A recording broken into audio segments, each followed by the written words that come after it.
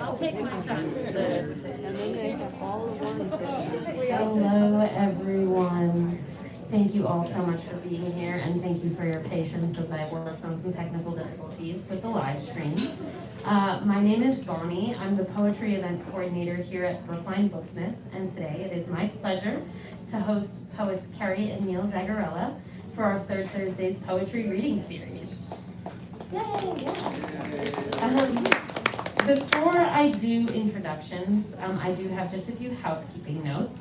So firstly, copies of these two wonderful books are available for sale at the back counter over there. I encourage you to support their work in whatever way you can, buying a book, following them online, saying nice things to them tonight. Being in this space is already a huge way of supporting poetry, this store, and these two authors, so thank you so much. Secondly, please keep your phones off or on silent for the duration of the readings. Know as well that the event's being live streamed. Hello, YouTube. Our audience should not be visible to our live stream viewers, but if you don't want to be live on YouTube, just don't stand right in front of it and you will be golden. And finally, we will have a Q&A at the end of the event. So please hold any questions you have until the end, but definitely have them ready to go. As I mentioned before, this event is part of a monthly reading series taking place on the third Thursday of each month here at the store. We will not have a reading in December due to the holiday season, but our January lineup will be on the website soon, so keep an eye out if you are a poetry lover and live locally and want to come check us out. Housekeeping out of the way, now for the fun part, introductions. Kerry Zagarella is a writer, performer, activist, educator, and advocate for young children. Kerry's been involved in the greater Boston poetry scene for 40 years and has most recently turned her attention to writing, acting, and storytelling. In addition to her poetry performances across New England, she was a featured performer at Boston's First Night Celebration and toured as a member of the first Boston Poetry Slam team. Kerry has organized many poetry and cultural events for the community and was the founder of the multimedia arts celebration Arts in the Park, held annually in Beverly, Massachusetts. She's the winner of several performance and writing competitions, and her work has been published in several magazines and collections, including a tribute to Brother Blue published by Yellow Moon Press. Her first full-length novel and most recent publication is 1968, The Age of Reason, which came out in April of 2022. Thank you, Kerry, so much for being here. And Neal Zagarella is the author of the novel On Top of Everything and the recently published collection of poems and essays, A Child of Crane River. Two previous collections, Falling Asleep in America and Liberty in Exile, are available from This Works Press. A selection of his poetry and prose can be found in Madmen of Lynn from Ring of Bone Press. His work has appeared in several other publications over the past 3 decades. Neal was one of the co-founders of Whale Magazine and the Whale Coffee House. Whale Magazine chronicled the North Shore literary circuit for over a decade and is part of the Peabody Essex Museum archive on local culture. Issues are also collected at Brown University and in the papers of W.E. Butts at Keene State University. In the 1990s, he co-founded This Magazine and Open Mic. Neal has performed his work across New England. Kerry and Neal came down from Ipswich together to be here tonight. They are excellent community members of the literary community here in Massachusetts, and it's such a wonderful opportunity to have them here tonight. So thank you both for being here, and everyone, without further ado, let's give them a warm welcome.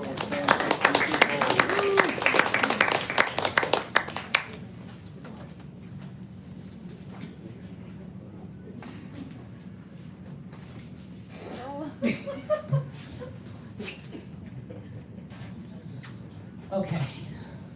All of a sudden, after full day work week, take the kids home, fry them up in a pan.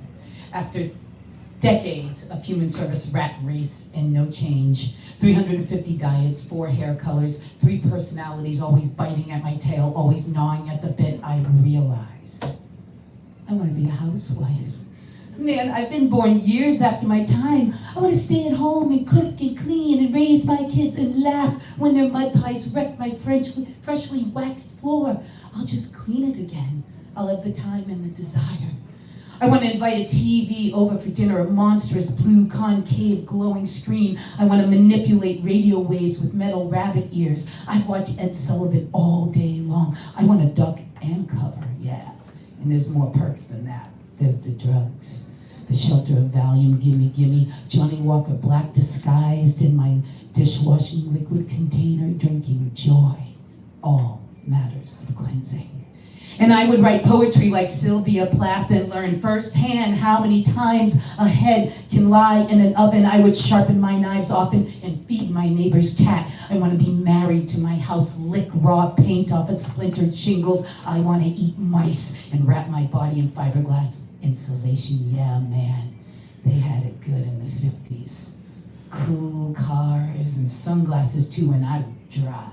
Just drive my bulletproof tits like torpedoes wrapped in wire and steel to the grocery store, and I would never forget my coupons. I want to clip, cut, nip, and tuck. Being human, it's too challenging for me. I want rules to follow. He takes the trash. I don't read. I lay limp on the couch waiting for the tidy bowl man, his little boat, an oasis in brilliant blue water flushing my life down the toilet.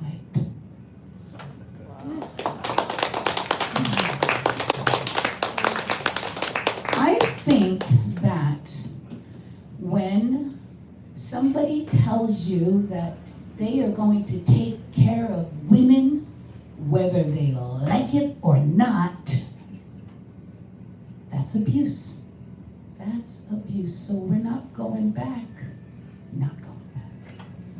I have a poem that I'd like to read, and it has a little bit to do with the perils, I guess, of motherhood. Called Flightless Angel. It's not the crack that breaks a mother's back. The porcelain heart of a mother mends itself with scent of baby skin, reassurances from 10 toes and sucked thumbs.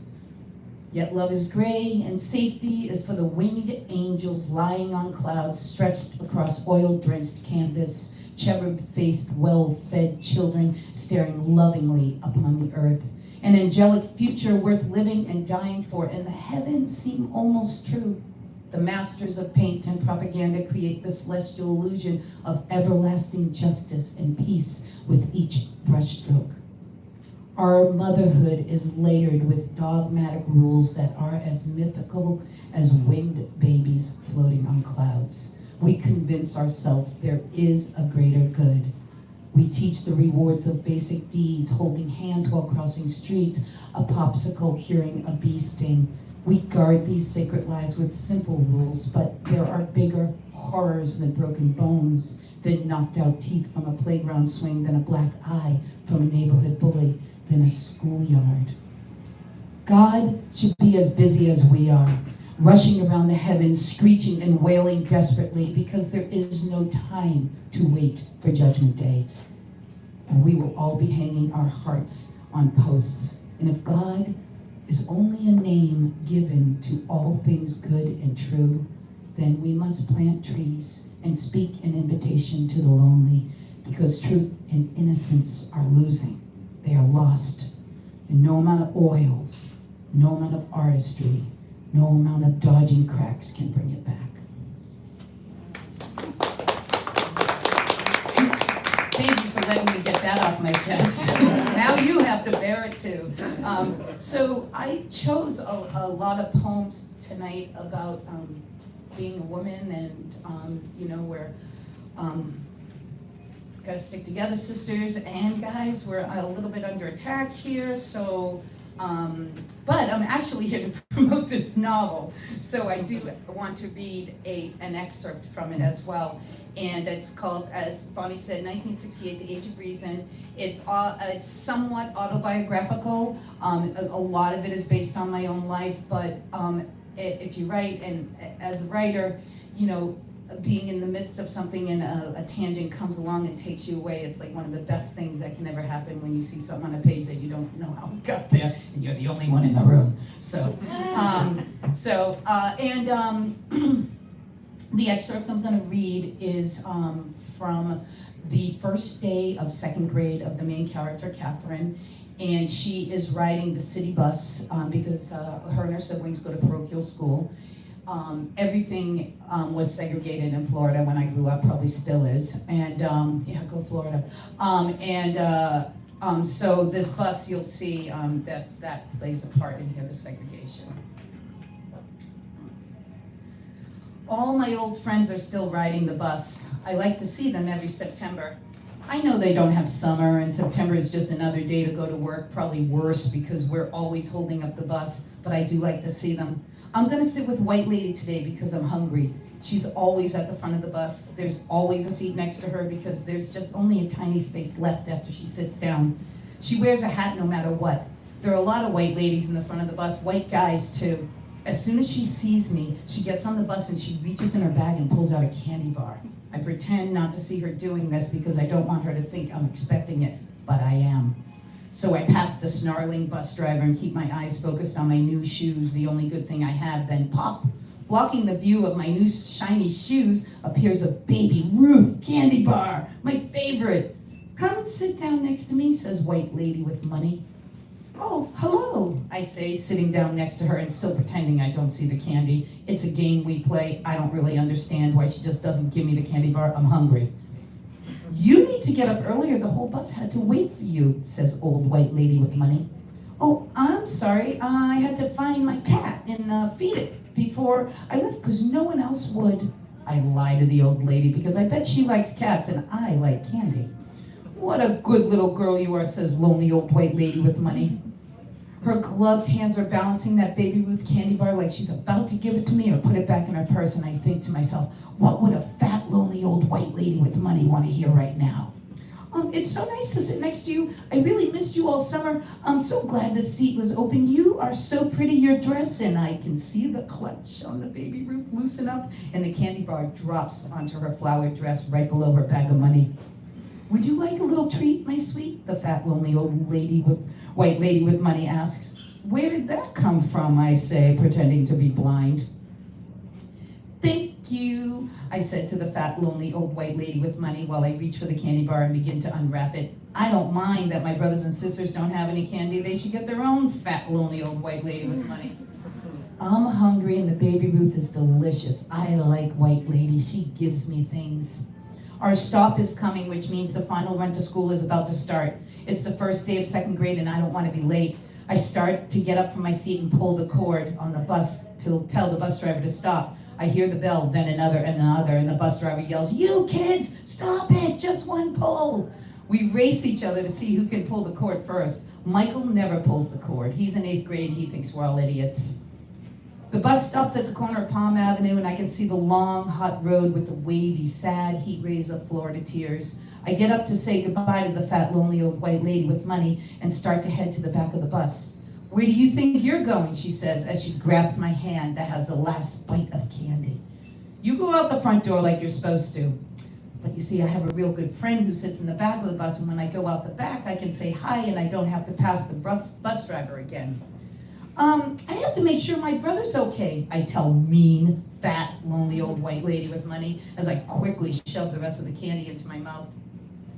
Thank you, I'll bring something tomorrow. I love your dress, you're so pretty. And before her mean, fat, lonely old white lady with money brain can figure it out, I'm grabbing Jimmy off his old white lady and going to the back of the bus to see my friend who is stuck like me. Hello, Miss Flowers, I say with a little wave. Good day, child. Hurry off or you'll be late for school, my friend says to me with the first smile I've seen all day. Miss Flowers loves God, she told me, but I knew that anyways. I love him too. Tomorrow, I'm going to tell her about my first communion. See you tomorrow, and God bless you, I add as I jump out the back door.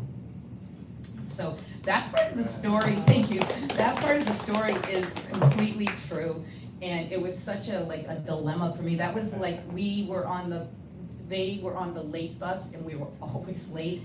And so, yeah, I'm so embarrassed and ashamed to say, but I almost always chose candy.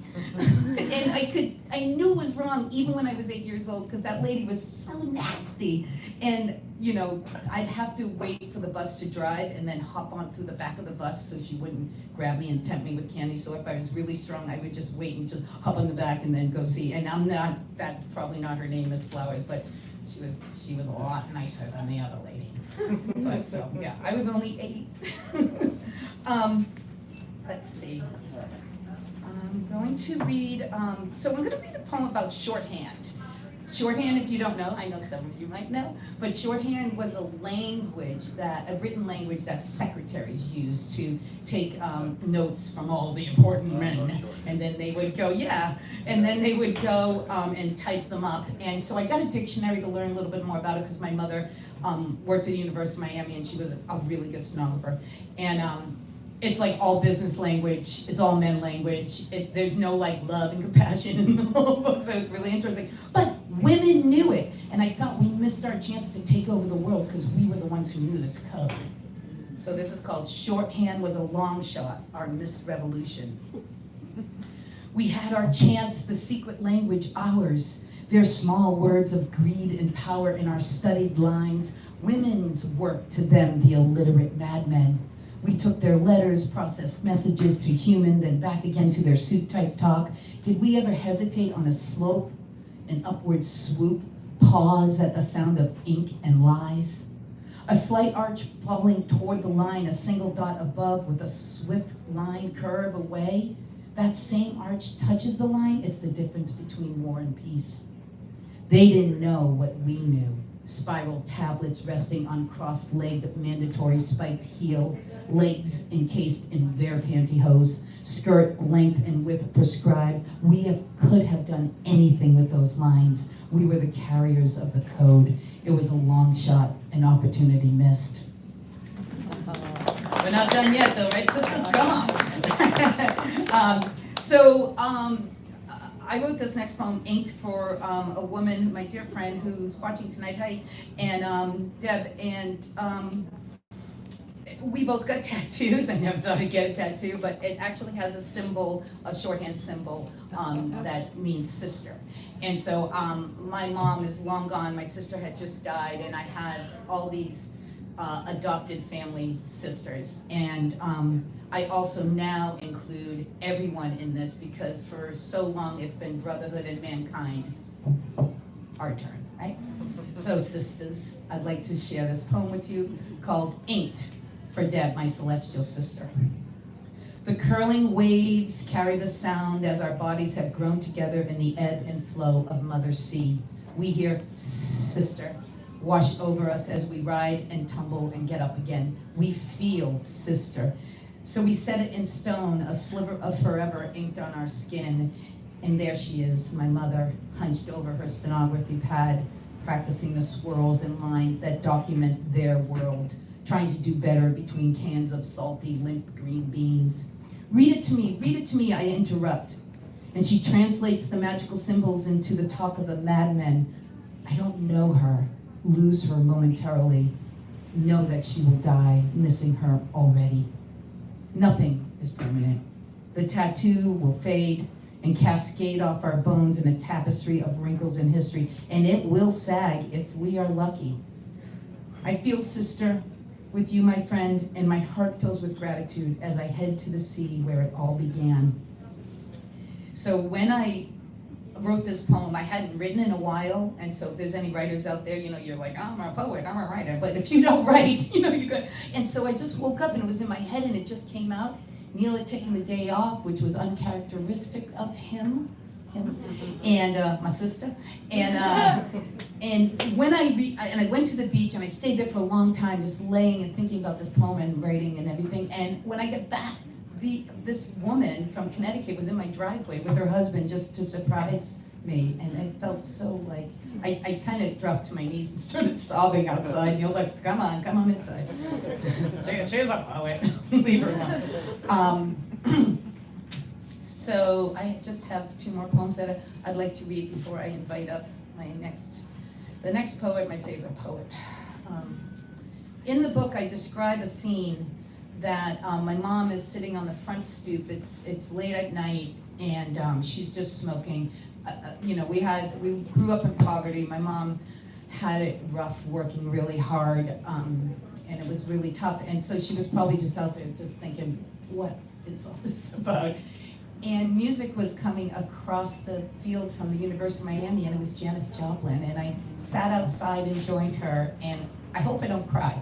And I don't care. I'll keep reading. Don't worry. Don't worry about your time. You'll get. But it was such a sacred moment to me, and I wrote this poem about it. You were made for more. Fire and heat turned to ash at the end of my mother's Pall Mall, resting between her fingers effortlessly, fingers made for cigarettes. I knew those concave places on the side of her two fingers. Like a perfect puzzle, I could rest my small finger there. Looking like a stalled shooting star, the embers lit her face, her eyes looking way past the broken bottle field. I sat next to her, knowing to be quiet by the way she smoked. I learned the inhale and exhale, the slow trail of smoke, sharing the light breeze with the rock music echoing across South Dixie Highway to where we sat, on our warmed Florida cement stoop. But she wasn't there. I could tell by the way she smoked, her long, sighing exhale clouding her view, inviting distant thoughts, blurring possibilities. She was 26 years old, broke, with 4 kids, 5 if you counted my dad. My eyes rested on her, trying to find her. I asked, "Who is that singing, Mom?" And a reluctant smile from lips made for cigarettes. Janis Joplin, she blew, returning to our stoop. I could tell by the way she moved, circling my shoulder, inviting me closer, that her arms were made for hugging, and that she was made for more than this.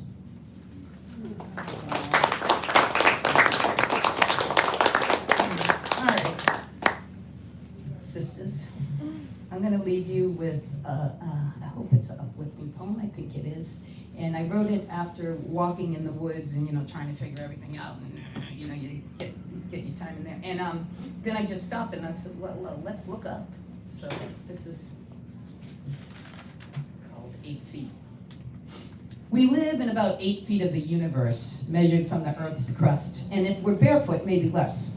And the great ball spins and turns us as we search for a place to park our car, rushing with eyes down towards another destination. 8 feet. It's a small space to fill with such toil. Recount the to-do and have-not-done list, anchored by the future and the past. The child argues against making the bed. I'll only sleep in it again. They have just 4 feet and no time for that type of nonsense. There should be more stop signs in our houses. And by certain rock formations, smooth gray river stones with curious stripes, one looking like a slice of sizzling bacon. Let's put a red light on the empty branch where the owl once sat. Perhaps an arrow reminding us which way it flew. We need more stalled bridges, late doctors, and long evenings of conversations, shirts drenched from dance floors, a flickering candle, a dragonfly launched, an honored moment, and then another. Or perhaps just to look up, beyond our 8 feet of living, to gaze upon the endless, like the humble peasants depicted in grand oil paintings turned from their harvest to include the vastness of sky. Thank you so much. I just want to thank Bonnie from Brookline Booksmith here, and this store is iconic, the flagship for independent booksellers. I want to thank the Booksmith family that I'm so fortunate to be, I just adopt myself in it. Okay, come on. So I'd like to invite my favorite poet, my BFF of all time, Neal Zagarella.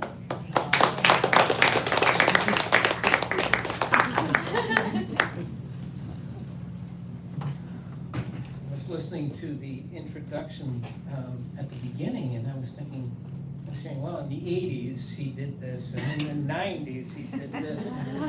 Has he done anything in this century? That's the question we're going to try and answer tonight.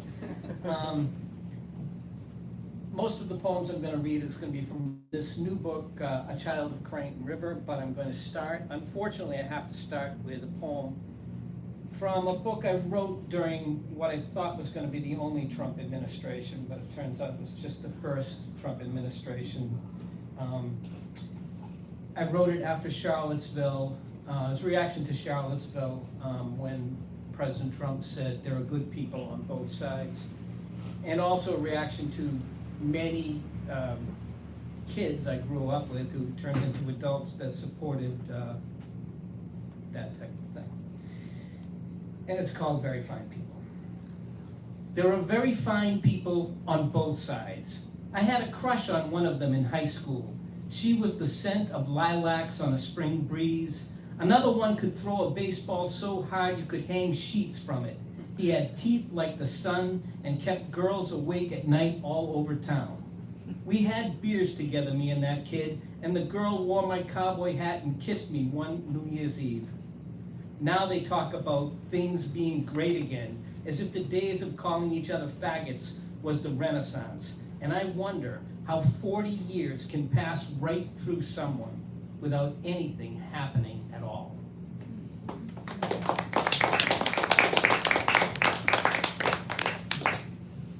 That's enough of that. This book, A Child of Cranton River, these are poems I wrote while Kerry and I and my siblings were taking care of my mother as she was suffering from Alzheimer's and dementia. She lived a long life. She died 95. Last 3, 4, 5 years were very difficult for her.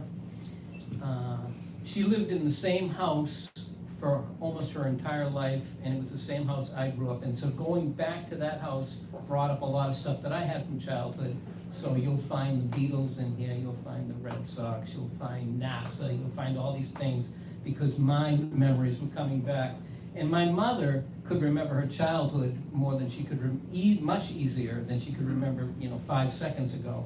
So it was kind of we had these same experiences decades apart that we could share together. And one of them was that river that she's the child of. And sometimes in these poems, I'm the child of this river. But that's where these poems were written. This is called, and the first thing that comes into mind is Saturday afternoon movies that I would watch as a kid, and that's how this poem starts, and it's in a very different place. It's called Wednesday Morning. I haven't seen quicksand since Saturday afternoon's Abbott and Costello, yet on a lonely Wednesday morning, it is here again. My mother's hand straining up out of it, reaching towards mirage, in a house quiet, but for the hums and ticks that nourish themselves separate from her worries. Once there were 6 of us here, a dog, a turtle, 3 record players, 2 TVs. The phone rang all the time, and the door was like the turnstile to a subway platform. We all departed on separate trains, leaving her rocking to the clock tick, her shaky grasp slipping, the sand shifting beneath her, not quick, but slow.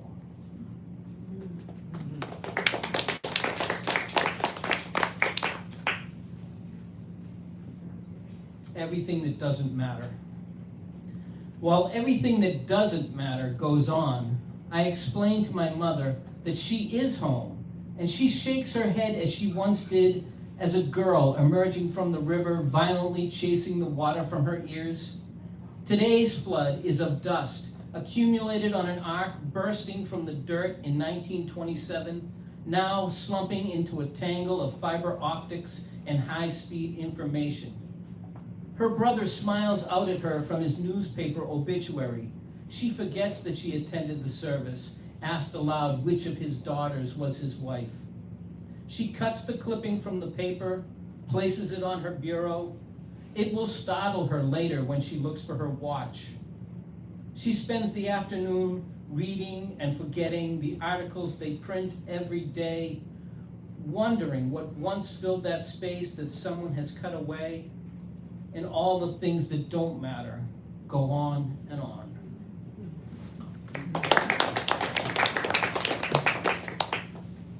one of the days I would take care of my mom was Sunday morning, and I would be there. I would leave my house in Ipswich, drive down 95, and be at her house before she woke up.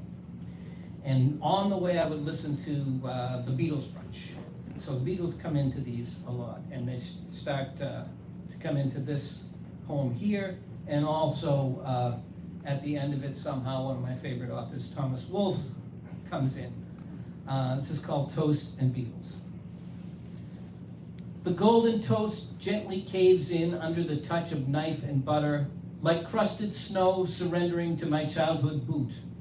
There is a last time for everything, and my fist swept into the air by the radio's epic Beatles blast as the car sliced the morning gray of empty Sunday highway, seemed heroic in a Don Quixote way. A road once pointed north toward vacation, now signals south toward an old woman in an empty house where my sister once played her apples upstairs, and from her window I could hear the color of voices, see below the arc of bicycles wheeling into summer sunshine. I was a boy here, cried Thomas Wolfe's father, gazing out at Baltimore from the balcony of his sanatorium, the book somehow closing and putting me down.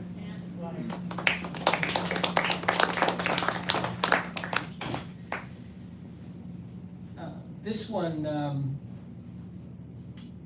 John Lennon, obviously, we know, was assassinated by a Salinger fan.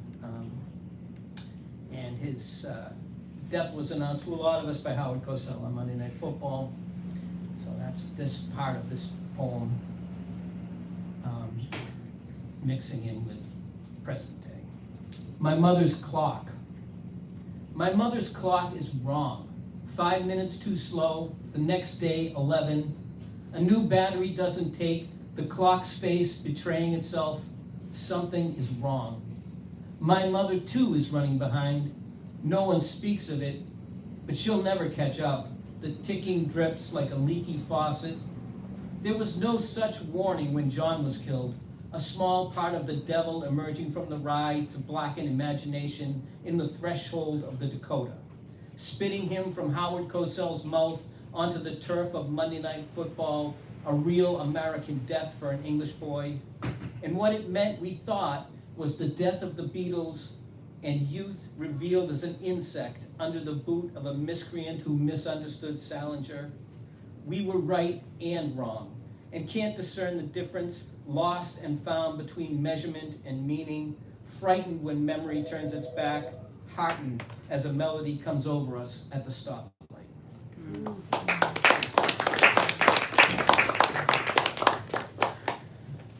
My dad died in 2008. This is a poem for him. That's not in the book. It's called Nothing Poetic. There is nothing poetic with death flooding your skull with blood and twisting your brain toward eternity. Machines in your place, beeping, scrawling lines, a theatrical representation, pantomime puppet show.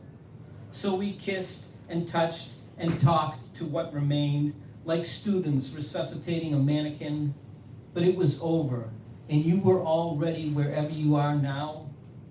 I think of a table with 2 shots of Sambuca, you and your brother Butch, the smell of pasta boiling in the kitchen, Duke Ellington on the radio, Harlem Nocturne. But I don't know. I don't even know anymore if when I lift my foot, the ground will still be there when I put it back down.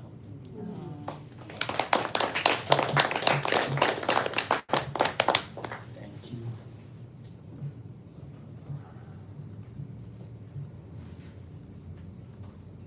It's an interesting thing I thought about being a kid. We were always playing with our little army men out in the backyard. And we were playing World War II, and we were fighting the Nazis. But while that was going on, there was an actual war going on. The Vietnam War was going on. We never fought the Vietnam War in the backyard. And I think it's got something to do with America liking a winner. And that wasn't happening in Vietnam.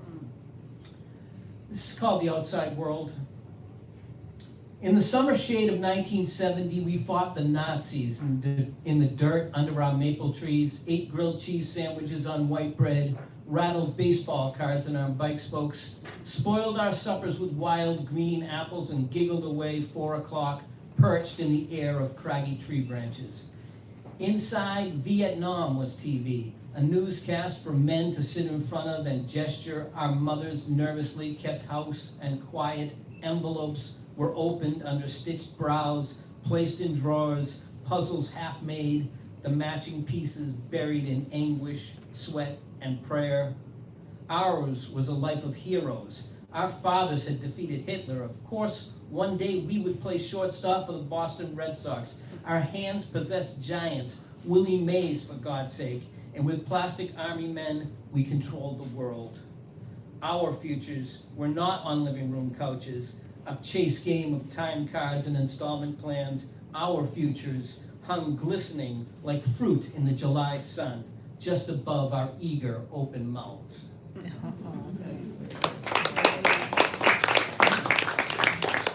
And at that same point, there was a giant tree in my neighborhood, and it's not there anymore.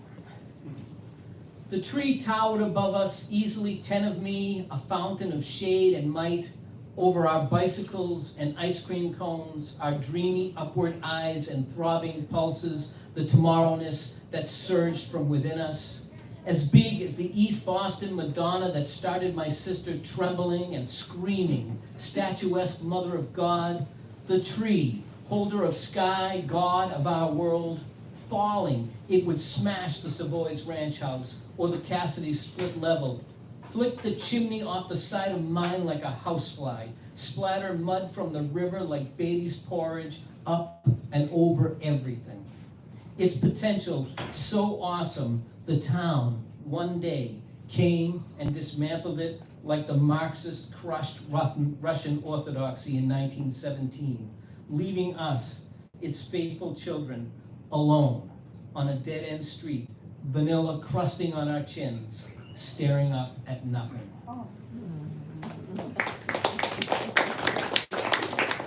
We're agree with happy places, there it goes. You didn't think it was going to get worse after Trump, did you? Anybody who was alive during the 60s and early 70s knows that NASA and the Apollo program was a big deal. Everybody paid attention, watched these rockets fly, and I was a little kid watching them with my mother. And then when I was in college, it was easy for me to get home and have lunch. And one day I got home and had lunch, and Space Shuttle Challenger was on the TV and it exploded. And so then I went back to college, and I was sitting in my creative writing class, and there were no cell phones. So nobody else in that class knew, because they didn't go home. But I knew. I was the only one in that class that knew what had happened, and I got my existential dread, which was great for creative writing. Everybody else is sitting there, wondering what they're going to do next. But I saw that with my mom. I saw the rocket that went and put Neil Armstrong on the moon with my mom. So this is called the space age. I was still small enough to walk beneath the kitchen table and dream of being an astronaut, my skin flat against the linoleum, chin in hand, enthralled to the television, Mr. Cronkite narrating the countdown, 8, 7, 6, my mother above ironing shirts, the moon hiding in the light of the Florida sky, awaiting our wondrous future. I wept uncontrollably in first grade as the second graders gazed at lifting rockets, leaving us behind on Sesame Street, stranded with little kid stuff. College me raced home for grilled cheese and soup with mom, the Space Shuttle Challenger exploding across the television, its bold, beaming heroes erased by the finger of infinity, as if they had never stood smiling, space helmet under arm. My classmates in creative writing, innocents in the pre-cell phone darkness, spared temporarily the existential trauma haunting me alone in that room for all those 45 minutes. The rockets, once reflected in my mother's eyes, gleaming with promise, could not find, even in the space age, enough science to save her. If today she stepped from the capsule onto the gray and dusty lunar surface, she would be in no more awe than she is these days in her own living room, and she would not remember Earth.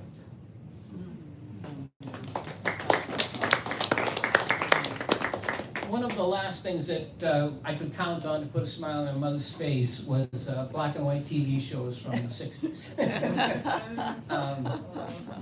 And so after supper, you know, people know about this term, like sundowning. It's a very difficult time if you're going through Alzheimer's when you get to 4 o'clock, 5 o'clock. It's very difficult for folks suffering with this. But after supper, I could get her to sit down and watch maybe the Andy Griffith Show or something like that, and she would, her anxiety would go away, at least a little. And this is called A Man in a Uniform. It would be romantic to read a few pages of Tolstoy, place the book on the nightstand, turn out the light, and die in a sleep of literate dreams. But what's wrong with a comfortable chair, a glass of anisette, and an old sitcom? Deputy Barney Fife and anesthesia, softening the lines of worry creasing my mother's anxious face. It was always this way. Tim Conway's bumbling Ensign Parker, Gomer Pyle, United States Marine, the cowardly yet conceited Colonel Klink. She loves a man in a uniform. Why not drift away in black and white, Don Knotts fumbling for his lone bullet, his nervous, trembling hand finally shooting out the lights after eliciting one last smile. Oh, that's wonderful.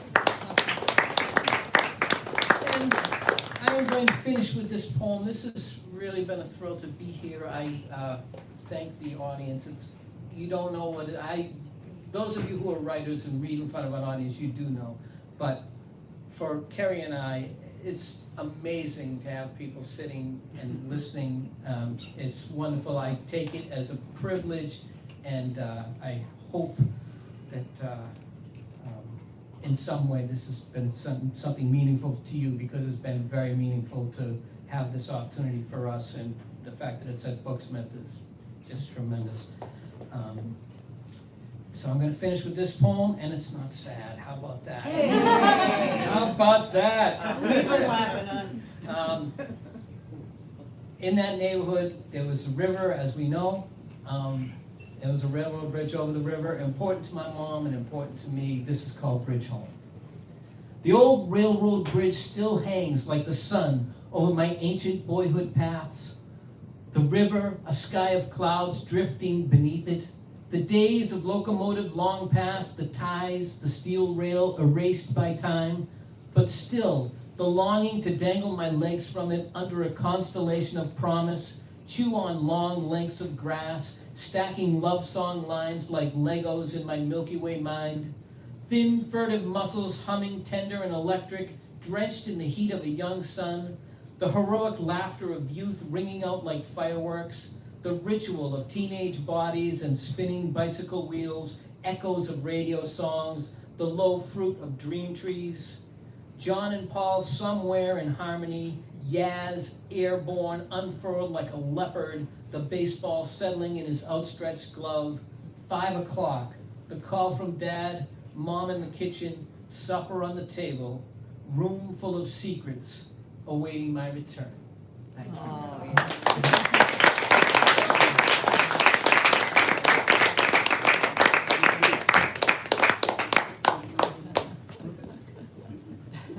That's right.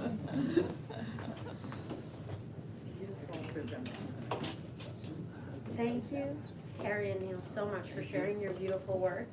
Now it's our audience's time to shine. We have a Q&A, so feel free, if you have any questions for our authors, please feel free to raise your hand. I'll call on you.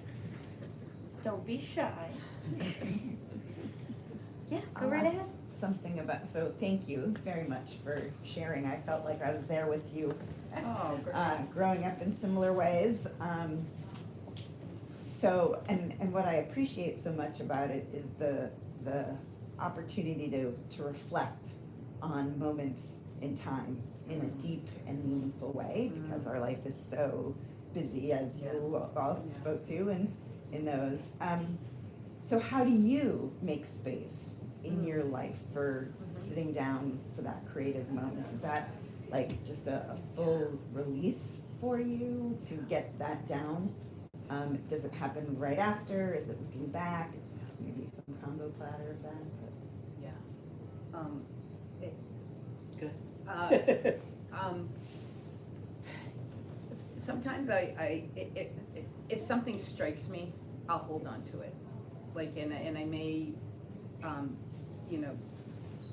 quickly like do a little like note in my phone, just like talk to my phone, and then sometimes I find those and I have no idea what they are. But so if something is really powerful and moves me, I'm ready to write, and I write it, and it can happen with anything, like a lady. But I mean, it's just anything, the way you see things, right? I am not like disciplined in the way that I sit during a certain amount of time and like sit in front of a blank page. But now I'm retired, and so I might add that to my day. But mostly it's like if I'm inspired, it stays with me, and I'm so like honored and thrilled to kind of explore that moment and take it wherever it goes. Sometimes it might go to like exactly what happened, or sometimes it might just take me to other places. And one thing, the phone, which is a terrible thing in many ways, it keeps us separated, has been a good thing as far as my writing goes, because I can just start a new document, put in a few lines, and it's there in 5 minutes, it's there in 15 minutes, it's there 3 days later. Once the poem gets started, then it's in my head. So I can be thinking about this, while I'm doing everything else in the world. Another thing I do is I run, and a lot of times these ideas and lines will go over and over in my head. But it is hard to find the time, and sometimes when you do have the time, you can't just sit down and say, okay, well, I'm just going to make a masterpiece right now because I've got 45 minutes.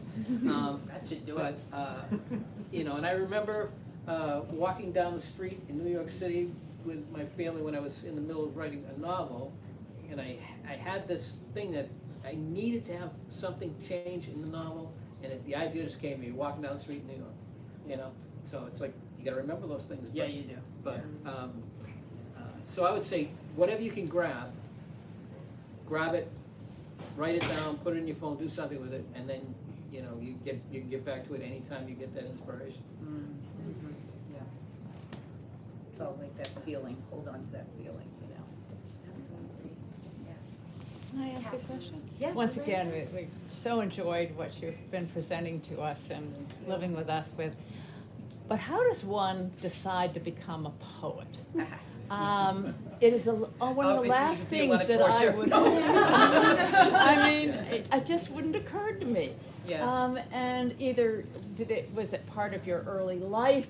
Is it the way you think? I mean, why a poet as opposed to a painter? I don't know.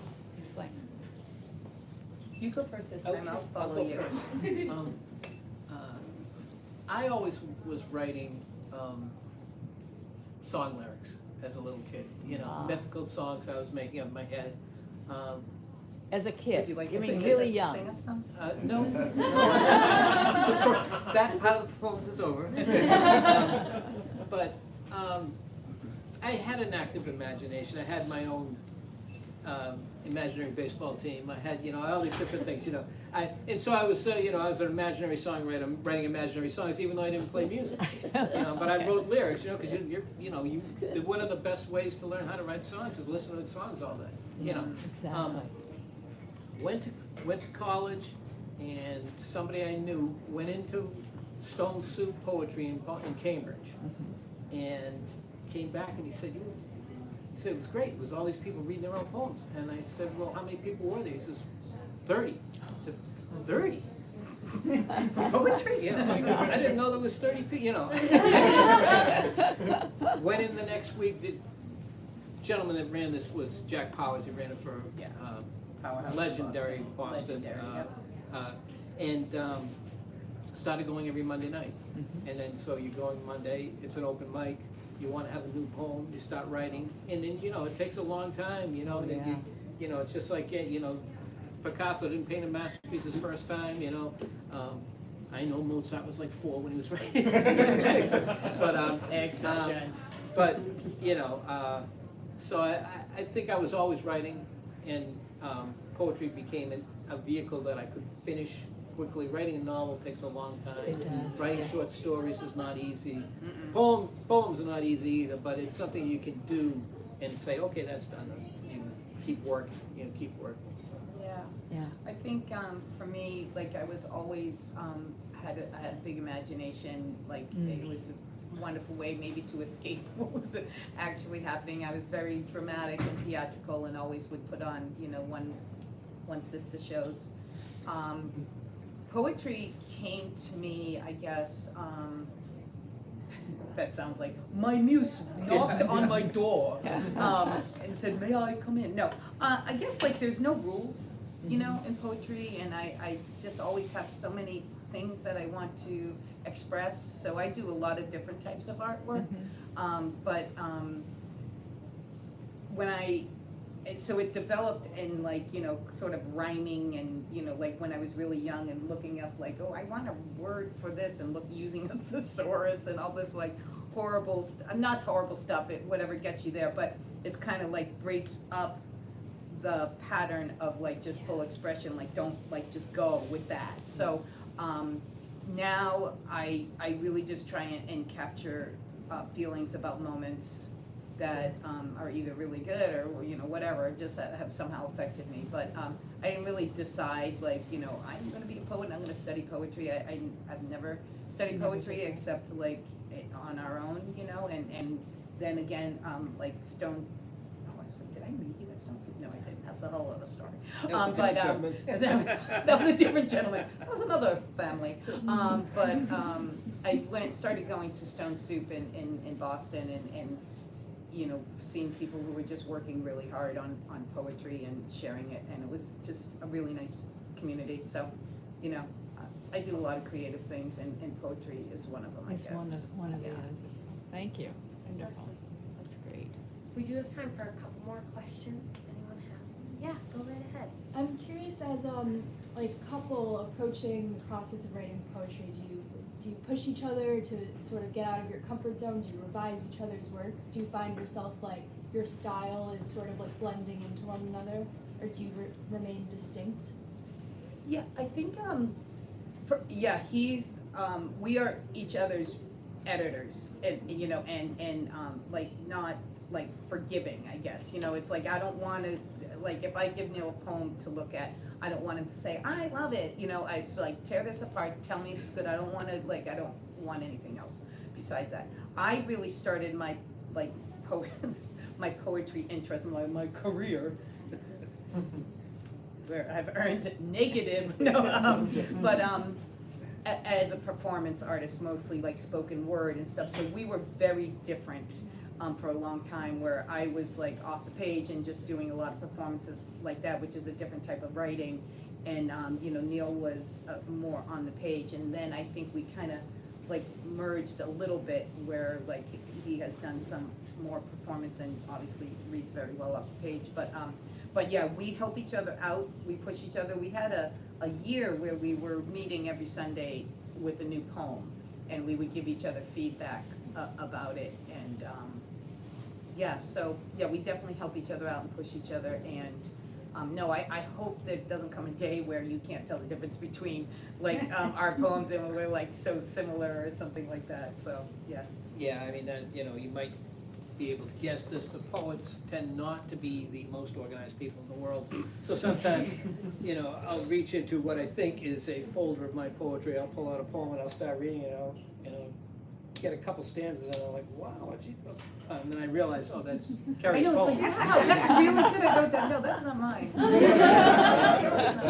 not mine. I maybe if she's not around, I can read it and say it's mine. But we used to joke, if you come home and like there's dishes on the counter and the place is not, like you better have written something because this house is a mess. That's not saying to me, just make that clear. No, that's the both of us. Either one, who's But, ever home, Just the dishes are not important compared to, And one other good Creative thing, things. we have two sons. One of them here is Henry. He's a songwriter and a musician, and our other son is a writer, and he writes scripts. And so we lived in this house of like creative writing people. And so it's a mess. it's a mess. Yeah, it is a mess, but it's awesome it's to not too have much like of a that mess. stuff going on in the house. Like Mhm. everybody's got stuff creating. It's really, I think it's helped all of us to be better artists. Such that we are. Put in a plug for my son's band playing at Sinclair on December 13th. Just saying, the far out. bravo. Let's go. Beautiful. Yeah. We do have time for one more question. If anybody has one, yes, in the back. Go right ahead. Hi, I'm sorry, I just came in late, but Yeah. I'm just curious. Do you find writing poetry helps one find their voice? Without a doubt. Poetry helps me in so many ways, and writing just helps me in so many ways, figure out a lot of things. Writing this book helped me a lot, figuring out stuff, but just like, it cleans, you know? I think that's a Talking Heads thing, like, I'm cleaning my brain, and that's a bootleg one, but, and just, so it helps me personally and spiritually so much just to write. So if that's all I ever did, I'd still benefit, but then to come out and share it, because I love to perform and I love to be in front of the stage, you know, so that's a different type of I guess, feedback or positivity for me. So yes, it helps everything to be able to write those. Yeah, I basically agree everything you said. I think, you know, when you're, you know, if you're taking any art seriously and you have a subject that you're writing about or trying to make any kind of point about, it forces you to think, what do I really think? What am I really trying to say? Am I just like, you know, copying the poet that was great last week, or, you know, or like just saying what all my friends say, or what, you know, my political party wants me to say? If you're doing that, you're not really finding your voice. But if you're really trying to be good at anything, you're gonna find your voice. You're gonna find, you know, really what's inside you, and then, you know, then it's, you know, working on your art to get it out so that other people understand what you're trying to say, Or feel connections it, at least too, feel like, it, yeah. you know, and that's, Someone else might have that same feeling. yeah, So. yeah. Yeah, go right ahead. Kerry, I've read your book, Yeah. and it's such a powerful account, Yeah, personal, powerful yeah. account. Looking back on it, are there things you saw as an adult that you hadn't realized, and has it stayed with you? The experiences from this, yeah, it's funny because like people are always like, so how can I tell, like, because it's based autobiographically, and how do I know which ones are true? I'm like, if you're laughing, it's not true. So there's a lot of Irish dark humor in here, you know. If you're laughing, that one ain't true. But it was very healing for me to fall in love with my younger self. And the things that I had to do to maneuver through a lot of dysfunction and like just traumatic experiences, what she did, and you see a little bit of it on the bus, you know, she sees the candy bar and she's like, oh, you're so pretty, right? You know, so it's all like this kind of like strategies of survival that I carried, of course, into my adult life. Now I can recognize them, you know, and I can see how I might respond to something relating to my earlier experiences. But I fell in love with myself when I wrote this book, because and again, I took some liberties, but I love the characters, so that made me able to reckon with a lot of experiences that weren't great. Yeah, I think that answers, I hope that answers your question. very lucky, very fortunate. Yeah, no, I To have had I feel that. blessed for sure, yeah. Beautiful. We are out of time for the sort of big Formal. Q&A, but our poets will be here to answer questions. They're hanging out. If you'd like to buy a book, you can do so at the back counter over there and get it signed right up here. Thank you all so much for being here. It's huge to just have you in the room, supporting this work, supporting the store, so thank you. And of course, let's give one more round of applause to Kerry.